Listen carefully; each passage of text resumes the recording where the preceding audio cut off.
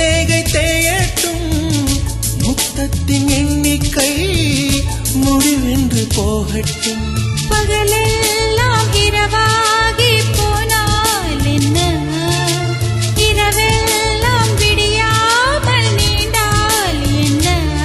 நம் உயிர் ரெண்டும் உடல் ஒன்றில் வாழ்ந்தால் என்ன தவமின்றி கிடைத்த வரமே